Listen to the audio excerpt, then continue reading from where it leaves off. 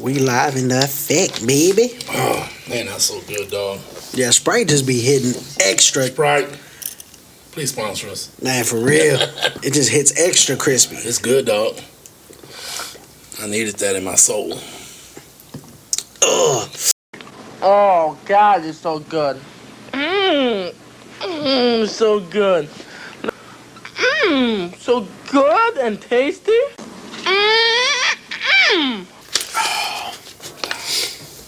If you got an itch in the back of your throat, No. that'll get it for you. Okay.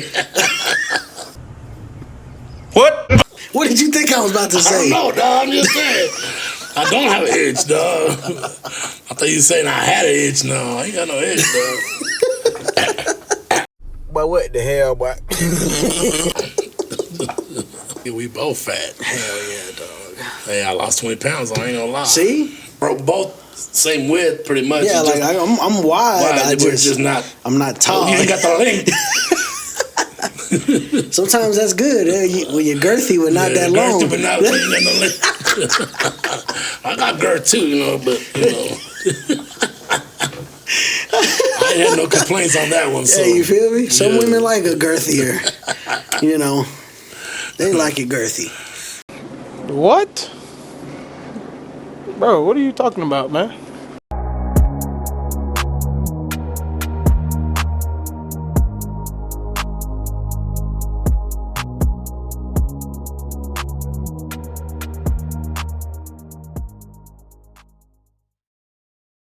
What's going on? What's going on? Late night family. We back in the building. Hey. Coming to bring you another exciting episode of Late Night Conversations with Unc and Nephew.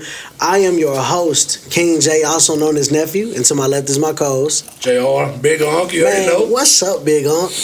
Life, dog. Life is life, huh? Life is life, dog. I'm ready. Hell yeah. Hey, but I'm finna go back to work, though, man. I'm ready. Yeah? So excited, dog. Dog, that's what's up, man. Knees That's full of crazy. hair. People, somebody want to be Be excited to go back to work. Yeah. Man, I be looking for a reason to not go. Exactly, but no, I'm ready, man. I really am. Yeah. I'm excited, dog. Man, that's what's up, man. That's good, dog. How's Get your out week the been? house. It was good, dog. Same old Netflixing and chilling all day, dog. Solo Netflix and chilling. Chilling, dog. Man. Yeah, so if y'all out there, we need a Netflix and chill partner for Unc, Man, you ain't lying bad.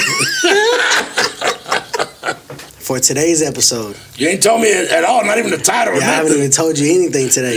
Yeah. So today's story is going to be an interesting story. It's actually called The Somerton Man. The Somerton.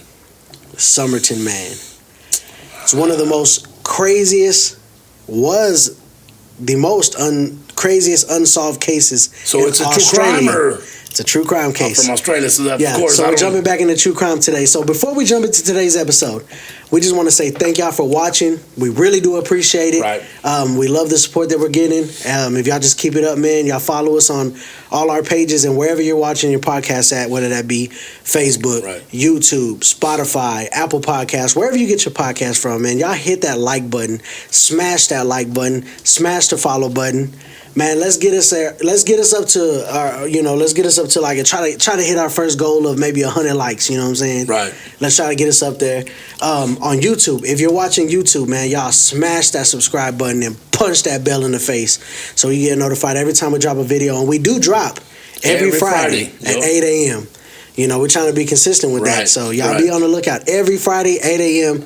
And if y'all hit that notification bell, y'all get a notification every time. So, Every time. man, y'all make sure to follow us. And without further ado, let's jump into today's story. Let's go, nephew. Yeah, today's story is called The Somerton Man. So, on a quiet morning in December of 1948, a man was found dead on Somerton Beach in Adelaide, Australia. He had no identification on him, no wallet, no ID, nothing. There was no witnesses, just the people that found him. There was no clear cause of death. He was just kind of slumped against a rock wall. Okay. Right next to the shore. What followed was a decades-long mystery that has captivated true crime enthusiasts and researchers alike. This is the story of the Somerton Man.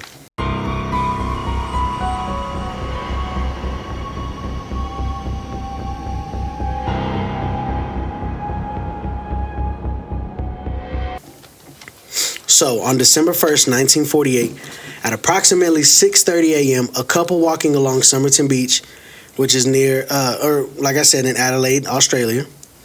So they discovered a man laying in the sand. He appeared to be resting, but upon closer inspection, it was revealed that he was deceased. Okay. The man was dressed in a suit, well dressed. I mean, he was in a suit. He had on nice pants, nice polished shoes, and the way he was sitting, he had his feet crossed, and he had half a smoked cigarette rested on his collar. Okay. His pockets contained a second-class rail ticket from Adelaide to Henley Beach, a bus ticket, a narrow aluminum comb, and a half-empty packet of juicy fruit chewing gum, an Army Club cigarette packet with 7 Casitas cigarettes, and a quarter-full box of Bryant and May matches. Strangely, dog, this is what's crazy. That's what I'm saying. Just a random man. Yeah, to be so precise on what he had. Yeah, like he had, he had a comb, gum, like, it's just weird, you know what I mean? So, but no ID. No ID, no wallet, no identification, nothing. Right. So here's where it gets even wilder, dog. Strangely, all the labels on his clothing had been removed. Like the brand of the brand on the pants, the shirt, the how to shoes, wash it or dry clean or whatever. Everything was, all the labels were removed completely off. That's crazy, right? So you couldn't even identify what clothes he was wearing. So after calling the police and everything, they started, their investigation and stuff. They started trying to figure out what happened to this man. He didn't look like he had any visible signs of death, like a gunshot injury, wound, injury. He was just kind of slumped over. So they automatically assumed maybe this is a suicide, and maybe he poisoned himself, possibly, because there was no signs of... Or maybe natural causes. That was another one, too. Right. Maybe just died natural causes, but he didn't look that old. Right. So an autopsy was conducted by pathologist Dr. John Dwyer, estimated the time of death to be around 2 a.m. on December 1st. Okay. The examination revealed several unusual findings. The man had an enlarged spleen, a congested liver, and kidneys, and his stomach contained blood mixed with food, indicating a possible poisoning. Right. So that's what they started thinking, right? However, the test failed to identify any foreign substance in his blood or body. Right. Dr. Dwyer suggested that the cause of death could have been a barbiturate or a soluble hypnotic, but without the concrete evidence, the case remained unsolved. Right. So check this out. This next part is super interesting because this introduces a world of theories of what happens next. Oh, my mind's already going crazy. I mean, what else could it be, but go ahead. Months into the investigation, a breakthrough came. A small piece of rolled up paper with the words "Taman should," meaning ended or finished, was found sewn into a hidden pocket of the man's trousers. It's crazy because the phrase is the last line of the Rubaiyat of Amar Khayyam, a Persian poetry collection. Okay. So it's basically a book of Persian poetry. Yeah. Yeah, so it was found stitched inside a secret pocket in his pants. Right. Other than that little note, they don't know what it meant or what it symbolized. So I was going to ask, so they think somebody put it there or he had it and he put it there himself? So they don't know yet. So they don't know. They just know that, that little pocket that they found, it says Tamam should. So they didn't even know where it was from or what it was, right? They had to investigate, so a little breakthrough came through involving that. So when they went public with that information, a man showed up to the police station and told the police, look, I had my car parked by Somerton Beach the day that this man was found. Right. Well, when y'all found the body, unbeknownst to him, he found a book in his car out of nowhere. And that book was the Rubaiyat. Oh, shit. It appeared in his car. So his car was unlocked. It's a planet something. So it looked like somebody planted that book in that car. And that note. And that note. That's what it looks like, right? So what did they finish? Go ahead. So all right, so check this out. So yes, so he came to the police and told them that he found a book. And so sure enough, when they traced that book, man, that copy that was found it was in his glove compartment in his unlocked car. The book was a code. Inside the book, the Rubaiyat. Right. It, of course, in the end, the very last page, there was a piece torn out, and it was that piece from. Oh, so it wasn't handwritten. It was part of the book itself. The Rubaiyat. It was torn out of the book, folded and sewn into this man's pants. And did they match it? Yes, it fit. It fit the okay. book. So inside this book, Unc, there were all kinds of things. There was a sheet of paper that looked like it was a code. It was a series. Like it was a code. It was a series. What the hell was that? It was a series. Did that go with the camera? No, I don't know. It had to, dog. Cause I just saw was reading it. Yeah, it's on camera. That was a dog, y'all. That was not thrown by a baby. That was thrown by a dog. Dumbass dog that just go berserk, man. We used to have him caged up while we were shooting now. Yeah, but I was like, I'm going to let him out so he can chill, man. What the hell was that? It's crazy, man. There was a code inside the book. It was a series of numbers and letters. It appeared to be like it needed to be ciphered. Right. Despite numerous attempts by cryptographers, amateur sleuths, the code has remained unbroken. To this day, nobody has been able to solve that code. The code of the book? The code that was found in the book. Right, so there was numerous letters and stuff. Right. Like it looked like that book belonged to that man. And he had his stuff in it. And he had a code in there. And to this day, nobody's been able to decipher that code. Right. And, you know, it had a couple letters in there. So over the years, several theories have emerged. Some speculate this man was a spy, possibly connected to the Cold War espionage. 48, yeah. Yeah, because it was right before the Cold War. Right. And the man had no labeled clothing. Yeah, they couldn't no identify identification. Fingerprints weren't a thing, I don't think, at that time. They were. And here's the crazy thing. When they had no fingerprints. He did, but they weren't in no database. Well, at that time. Yeah. You know. They couldn't identify him with even fingerprints, right? So that's one speculation. They've always thought he was a spy, also because of the book, the codes. Right. Like what's, you know? Yeah. Untraceable words that people don't understand. Normal people. And what does that mean? That little note in his pocket. Right. Tamam Shud, which means it is finished. It's finished, yeah. What is finished? Him? His life? That's what I was thinking, you know, his life, you know. we got it taken care of. But 1948, you can off somebody that. Like, what if he got found out that he was a spy and they dumped his body? But they can off him off that bad to where no chemical, no bodily injury. But his plane was. The case went cold. That's what I'm saying. Could they be involved? The police? I mean, I don't know. Yeah, there was a lot of corrupt in the 40s and 50s and 60s, dog. I mean, if you think about it, that's kind of wild. Say he was a spy and he got caught. You know, and they killed him. So they didn't know if he was Russian, if he was. So they didn't know his authenticity. Apparently, this book was Persian. Yeah, but so I'm assuming he could speak, you know, the language. Well, I mean, people know different languages, but I mean, was he white?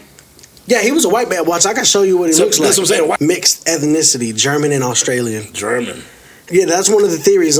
Right. Could be a spy in for the Cold War. Others suggest that he may have been involved in an affair. One key figure in this investigation was a woman named Jessica Thompson. She was a nurse who lived near the beach. This is where she gets tied in. So inside that, the book they found, there was a number scribbled in there. Well, that number was Jessica Thompson's. Her phone number? Yes, her phone number. So when they contacted Jessica Thompson, at first, man, she denied knowing the man, but her daughter later claimed that her mother did know him. And while they interviewed her, she was real visibly shaken. She didn't want to answer questions. Oh, yeah. She was being hard the whole time. And the police reported that so what they did was they buried this man because they just couldn't figure out who he was. But before they buried him, they made a plaster cast, a bust. Not a cast, but a bust of him. You know, of his face and stuff, I guess, to show people for identification. So when they pulled out that bust to show her, they reported that she nearly fainted when she saw it. But yet she didn't know who he was. I don't know. Suspicious, yeah. And here's even more dog on this that's crazy. So Jessica Thompson had a son. Okay. Nobody knew who the father was. But Some of the son looked like the the cast. son shared strikingly similar dental structure and ear structure as that Somerton man. Right. So they're thinking that maybe he was trying to go see his son. Right. Don't know what happened before then, but they think that he was having an affair on his wife. And he I wanted don't to come know. see his son for a little bit. Maybe wanted to see his son for the first time. Illegitimate, Yeah, you know what I mean?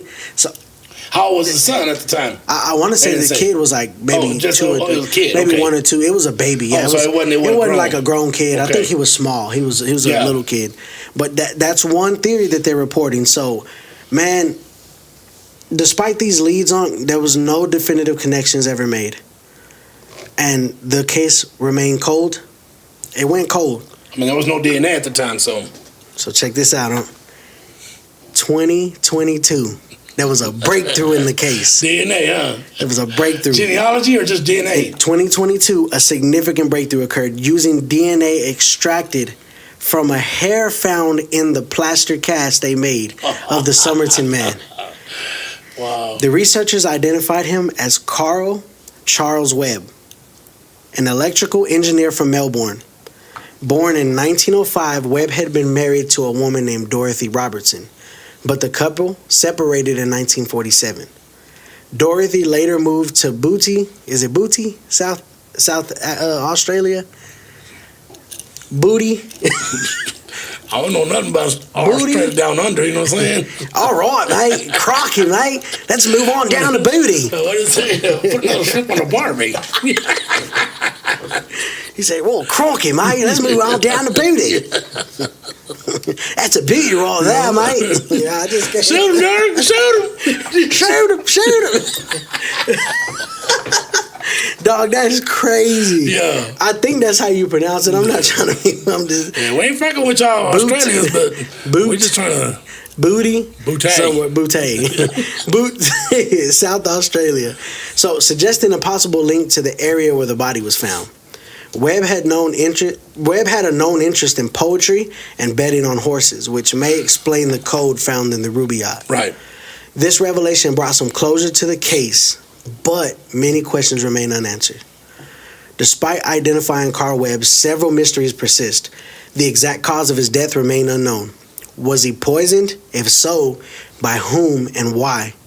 The hidden messages in the Rubaiyat and the coded note continue to intrigue researchers, and perhaps the most compelling thing on what led Carl Webb to Somerton Beach on that fateful night. Right. Was it a random event, or was he seeking something or someone? I mean, to be in a suit what were you on the beach? Exactly, dog. Like, what were you doing? What was he doing there? You know what I mean? The Somerton Man case stands as one of Australia's most perplexing mysteries. While the identification of Carl Webb has shed light on his identity, it has also deepened the intrigue surrounding his death. So the unanswered questions continue to fuel speculation and research, ensuring that the mystery of the Somerton Man will always continue. Because nobody knows. Hey, that's crazy, man. In which 48 there was no Carl Webb, Carl Charles Webb. No DNA. I mean, like the doctor, like the one who did the autopsy. Right. Couldn't figure out if he was poisoned. Something that. Well, see, what's an untraceable poison that you know of? I don't know no untraceable. Maybe the government does. I don't know, but I want to. Let's look that up. Untraceable poison. Is there such thing as an untraceable poison, bro? The way I Google search stuff sometimes, I wonder if Google thinks like, man, is this dude a serial killer? I'll be like, how do you do this and do that with a dead body? How do you? Is there an untraceable poison? Right. They gonna report to FBI. Hopefully nobody ever dies in our area. That they gonna come look at your my Google search history. I'll be like, wait, let me explain. Wait. Let me tell you something. All right. Let me tell you something. Hey, before I die, clear my search. Yeah, clear my search history.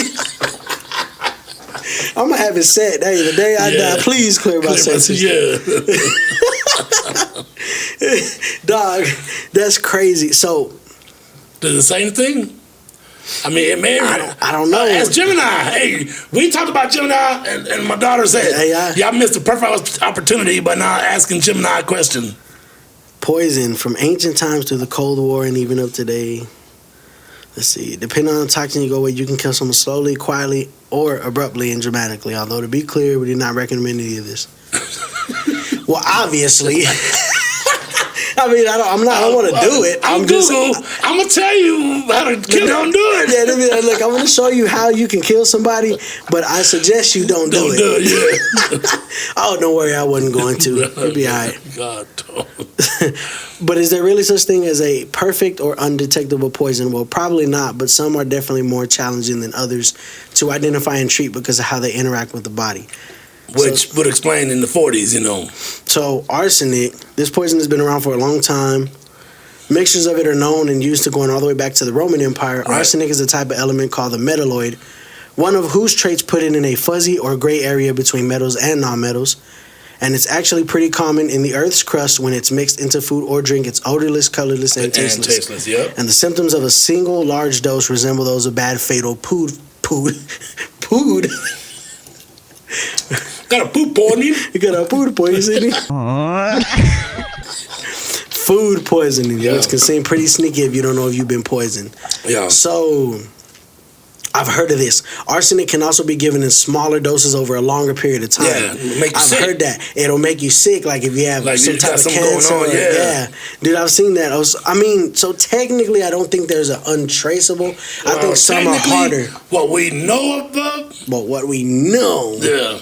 We don't know. I mean, like I said, there's been people that go disappearing around all of a sudden. Facts. You know how I know? Well, not I know, but in the movie The Interview, have you seen that? With Seth Rogen and James Franco? No, I haven't seen it. They go to North Korea and meet Kim Jong-un. Yeah, I have not seen it. So in the movie, they're sent to North Korea. Right.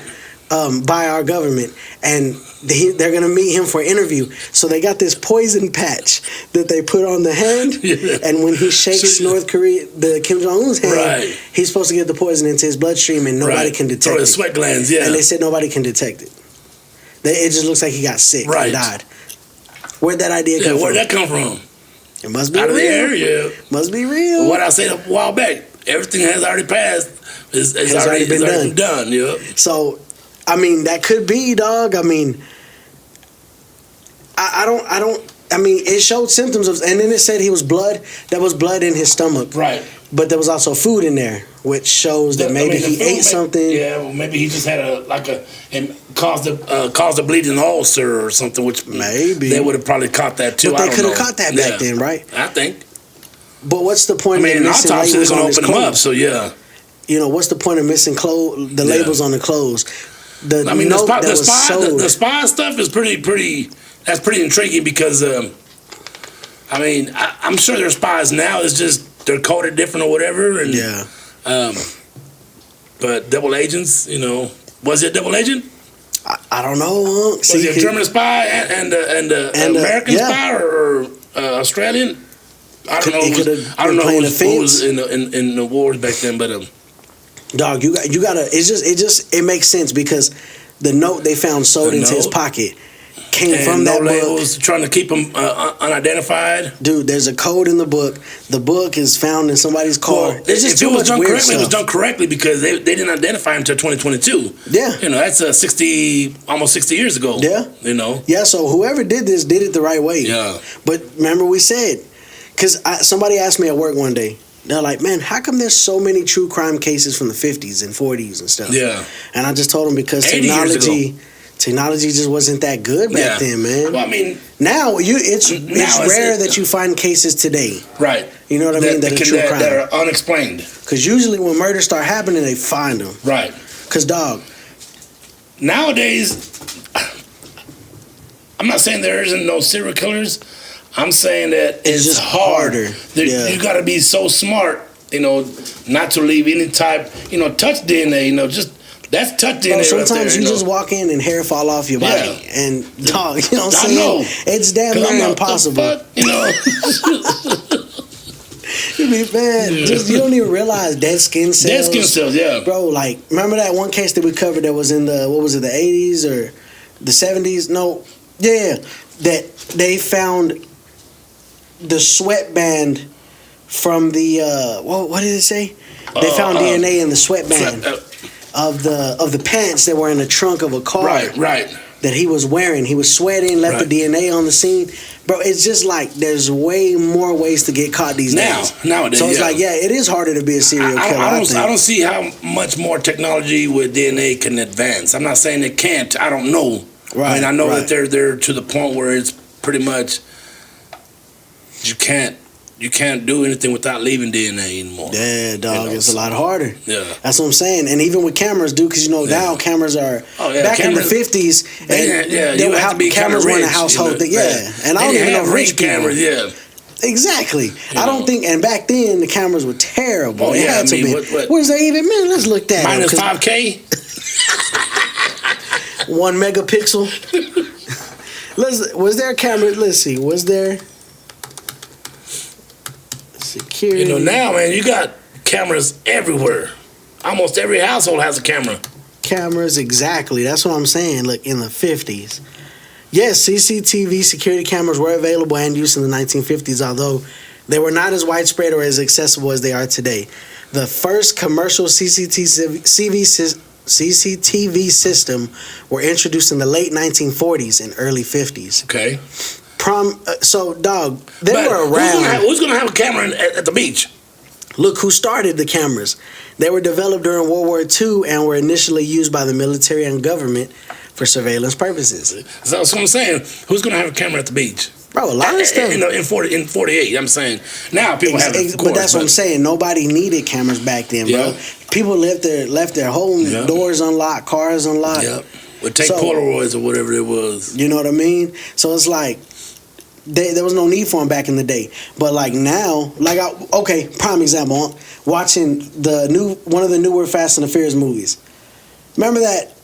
I don't remember which one it is. My wife would know because she's a big fan of Fast and the Furious. But where they're getting God's eye. Oh yeah, that's 8. Is that 8? 7? I don't know. 7? I don't know. It was one. You know they got 40. Yeah, God's eye's bad, dude. Every little camera. They can tap into but they can really do that, dog. Well, I'm sure they can. They can tap into security cameras of the ATMs and streets that people are walking by, and they can literally follow your every by using street cameras and mobile phone cameras. Cameras. Somebody's on the phone next to you. Yeah, God's eye. That's crazy. I'm not saying it's not available. But I just don't know who have it. Yeah, I don't know who's using it. Yeah. You know what I mean? Yeah. So it's like, which government? Gotta be ours. I know we are the greatest country on earth, man, but at the same time, I know that technology exists elsewhere.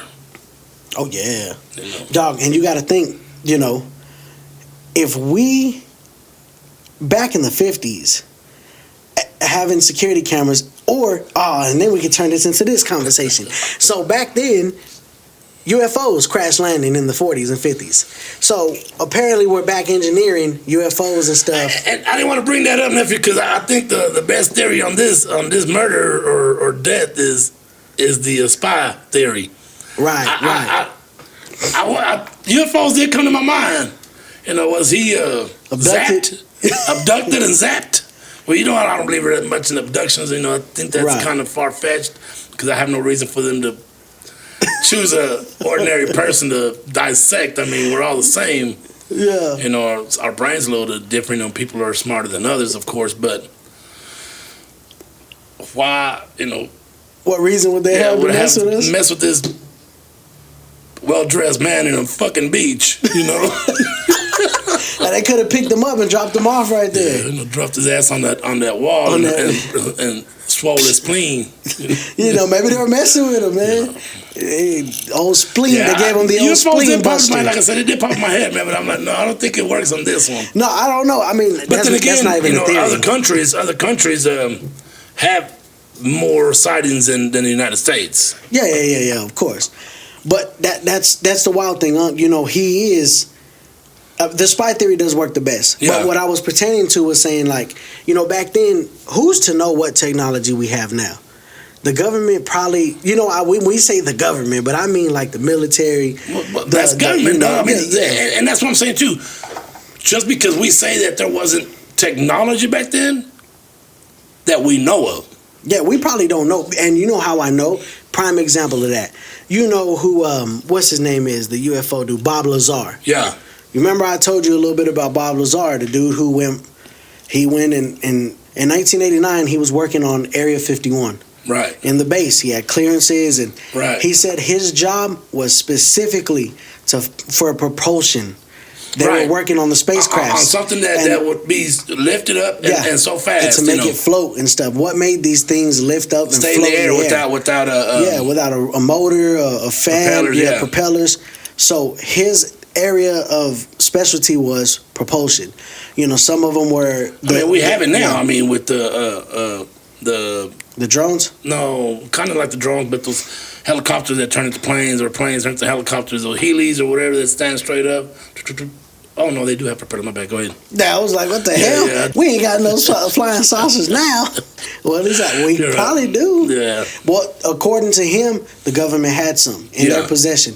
He said on the base there was a hangar, like an airplane hangar, and there was tons of spacecraft all inside, like everywhere. There was spacecraft like parked just in random spots. In each area, there was a team. His was propulsion. Some were, like electronics, learning how to fly it.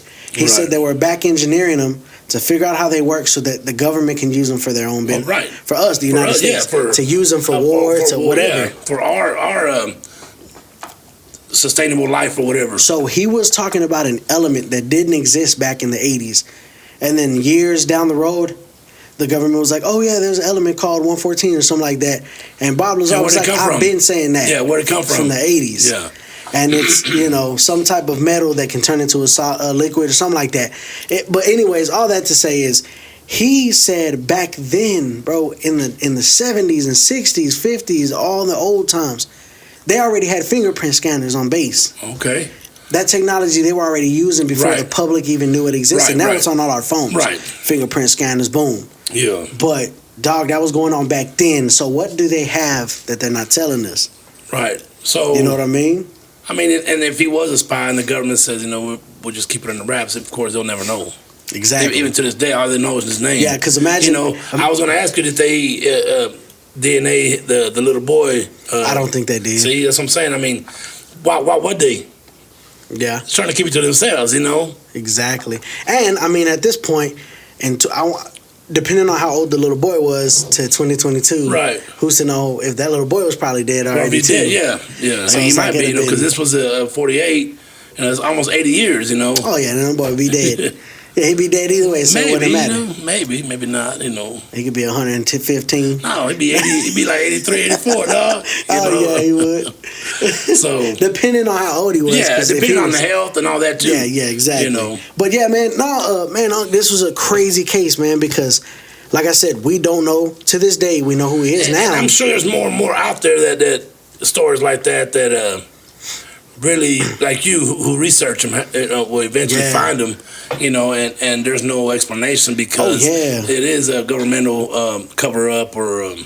Could it be a government cover-up? Or police cover-up, Yeah, because imagine... I remember the 40s, 50s, we had, gangsters, real gangsters, See, and imagine, they're trying to bring justice to this man, but the FBI shows up like, hey, we're going to need you to cut this out. Yeah. All right. I watch, Criminal Minds, and, if the FBI says, hey, we're taking you off this case, you're done. Yeah, you're done. You can't investigate no more. And they're going to do what they want to do. Dog, I got something I want to talk about before we jet out, dog. Okay. So, as you've been seeing on TikTok, you see Annabelle's on a world tour right now, right? Did she cause that fire, dog, in Louisiana? That mansion? It was a slave. It was made in 1863 or something like that. It was a slave plantation. Plantation. Yeah. They talked about the owner was from like New York or something, but he ended up moving to Louisiana. Oh, really? Yeah. He bought the plantation like in the early 1900s or something like that. Dog. And Did you see the picture they posted? Engulfed in flames? Engulfed in flames. But did you see the people inside the flames? No, I didn't pay attention to it, dog. I gotta show it to you, dog. You know, because I was more worried about the Annabelle than the plantation itself. You know, because the same day that happened, the 10 inmates escaped. But they already got 4 already caught. Last I heard this morning, and I think they got 2 or 3 prison employees. Oh, okay. That helped or what? Yeah, dude. Yeah, it had to be an inside job. Somebody turned off their water to their toilets just so they could move it out of the way and put that hole behind the toilet. You know, cause you seen the toilet right where it says "too easy." Yeah, dude. They sorry, dog. So I'm trying to see if I can. Pull up that picture, man. That was a picture I had seen on TikTok with the flames, and there was slaves. It looks like there's people inside the flames. Oh, like it looks like there's. What do you think of Annabelle being in San Antonio, Texas? Dog, that's crazy. So here's my thing. I don't know if these people. I haven't looked into it, but who are they to the Warrens that they're? Because apparently it's like the Warrens podcast or something. Yeah, but it's on tour. You know, it's going somewhere else. Dog. You know, what I understand, they've got like preachers and pastors and people just in the room where they have this. It's like a museum type place there in San Antonio. Right. And there's spiritual leaders and spiritual worshipers praying day and night while she's here. Dog, Lorraine Warren told in an interview that she said this dog does not need to be moved nowhere. Because where was she originally? Where did she come from? So the story, Virginia, right? Dude, I want to do a story on that because the real Annabelle. Because, you know, it's a Raggedy Ann doll. Well, yeah, at first I thought it was like the doll that was on... in the movie. But yeah, of course, they got to make it look scary. So this isn't... Because my daughters, I bought them Raggedy Ann dolls, and they didn't like them. Oh, yeah? They didn't want them when they were little, dog. So the real Annabelle doll is a Raggedy Ann doll. Yeah. It was possessed, you know, or used as a conduit for a demon. Right. And so we'll do a whole story on that. For one episode, probably next episode we'll do that. We can do that because, dude, the story behind it is wild. But yeah, it's in a case. The case is blessed by a priest. Right. That case is not to be opened, but they have been moving this doll around. And they've opened it, man. As a matter of fact, if I'm not mistaken, they opened it here in San Antonio for like 5 or 6 minutes, and then closed it back up. You know, why would you take that chance? Bro. This is Texas, dog. You know how big Texas is? By the time we catch that damn demon? Dog, it's gonna be... Hell, Louisiana's having trouble catching 7 freaking inmates that escaped. Can you imagine the demon? It's hard to see, bro, but inside the fire and flames, they say there's like that looks like I can see like a silhouette like type silhouettes, deal. yeah, that's what they're saying. Mm-hmm. They're like, are the slave souls freed? See how it's just like it started on top and there's nothing in the bottom yet? Dog. And they're saying like, you know, maybe those are the slave souls being freed, you know? Because I see a lot of like, you know, comments on TikTok like, man, my ancestors are finally freed. I think they had like, they said 187 slaves at that plantation at one time. Man, that's crazy. They're moving this doll around. Hey, as long as she stays in San Antonio, I'm probably not going to San Antonio for a while. So that's where my brother likes to go. So I tell you, better wait to that dog. I don't know where she's going from San Antonio. I don't know if they're going to move her to Dallas or going to move her somewhere else here in Texas. And where they bring her down here? To Lubbock? To Plainview. Whoa, they're bringing her to Plainview. It's time to move. I don't know. We just got a water time to go to Vegas. So you know I'm going to go on vacation until this dog leaves. Yeah, man. I thought that was wild, man. I wanted to ask you what you thought about that, man. I've been watching it, man, and I'm trying not to like deal with it too much, man. Because like today, dude, I was at a lot of people. My daughter was talking, and she was saying that you know I was talking to Tana and about the podcast from last week, right? Yeah. And she was like, it's so crazy. She goes, because I can't watch it, listen to it by myself, right? So Brandon says that she was at work, man, and her and a couple other employees were there, man, and they have a gate, some type of gate that they put some stairs, right? Mm-hmm. And Brandon had been listening to the podcast, and she said she heard, hello. And then she turned around, what the fuck, telling her friend, what did you say that? And then she turned to her friend, she goes, did you say that? And then they said, no, it was me. Oh, shit. So Brandon said, what the fuck? And she looked down the stairs, and there was a lady who had put the gate or whatever, and she was like trying to wave them off, man. So, but it just happened to be coincidental that, from listening to a story like, they were listening to the podcast. Yeah, Brandon was, and that happened. Damn. I was finna say, oh no. I'm clocking out for the day. For a year. I'm going home. I'm talking about a new job. Well, man, I think we had a good rapping point. Yeah, man. we had a good story today, man. I had a good case for you today, man. I thought, I was just like, man, we haven't done a true crime in... It's been we weeks. did. Yeah, it's probably been a couple weeks. That we did, we did, was it crime? What movie said it was crime or... what was it, man? Well, last week, technically, it was kind of like it was a paranormal case. We had the combustion case before that. That was just an unexplained case. Unexplained crime, yeah. This one was a true crime case. They don't know how he died. Yeah. And that's like I said, they don't know how he died. Yeah, they don't know what he was doing. They didn't have there. anything left over to test as for like cyanide or right. And before we go on, I will tell you this. Speaking of cases that have had breakthroughs in them from the 40s and the 50s, we have a case breakthrough that I just found out. Tell me, it's a case in the boy in the... The boy in the box. The boy in the box? The boy in the box. Because I think I saw something, man. I think I saw something on that. Dude, there's actually another breakthrough of another case, but I want to cover that case. I want to cover that case on a later episode. Okay. We'll talk about the Jack the Ripper. Okay. Big breakthrough in Jack the Ripper. Oh, but was he the first serial killer that we... He was one of the first, like big serial killers. So check this out. Joseph Augustus Zarelli, previous known as the boy in the box.